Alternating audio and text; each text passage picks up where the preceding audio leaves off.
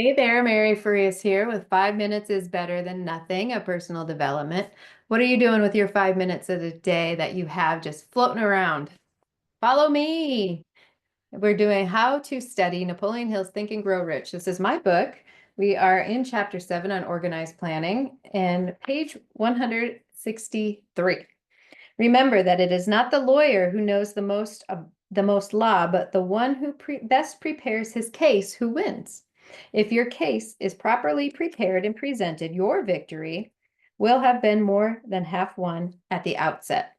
Do not be afraid of making your brief too long. Employers are just as much interested in purchasing the service of a well-qualified applicants as you are in securing employment.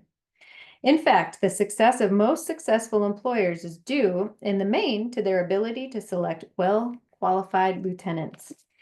They want all the information available. Remember another thing. Neatness in the preparation of your brief will indicate that you are a painstaking person. I have helped to prepare briefs for clients which were so striking and out of the ordinary that they resulted in the employment of the applicant without a personal interview. When your brief has been completed, have it neatly bound by an experienced binder and lettered by an artist or printer similar to the following. Brief of the qualifications of Robert K. Smith, applying for the position of private secretary to the president of the blank company, Inc. Change names each time the brief is shown. This personal touch is sure to command attention.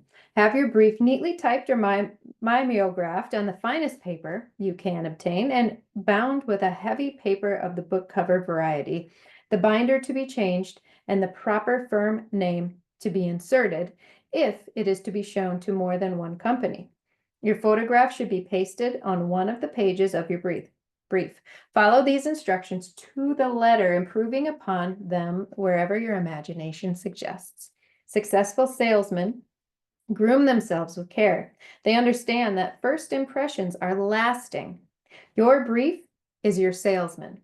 Give it a good suit of clothes so it will stand out in bold contrast to anything your prospective employer ever saw in the way of an application for a position.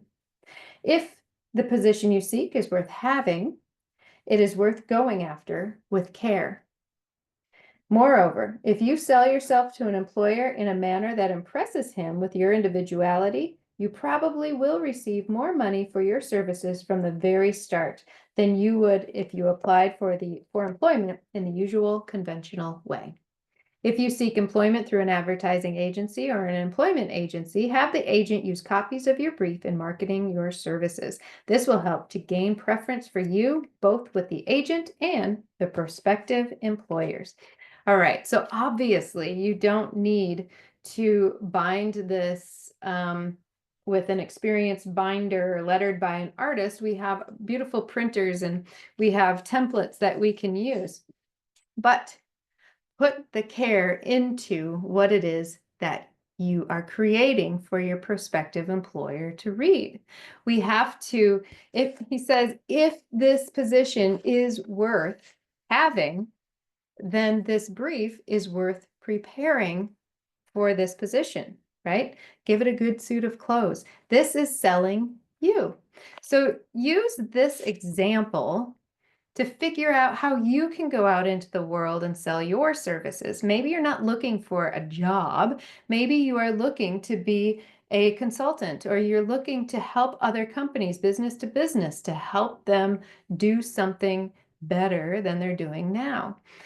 Start to think about, why am I reading this now? What is this supposed to be telling me about what I am supposed to be doing? I did that exact thing when I co-wrote Discovering Something Greater with my co-authors. And a while ago, I was presented with this opportunity to be a co-author of a book with 20 different authors, and I wouldn't have known any of them. And I thought, well, why? I don't want to do that. But why am I being presented with this now? Right? And so I kept thinking about that. I'm like, well, this would be a really good idea if the authors knew each other and we could work with each other. Maybe we could mastermind together. And so I started thinking about, why am I presented with this offer now? Even though I'm not going to take the offer, what is it telling me to do with my life?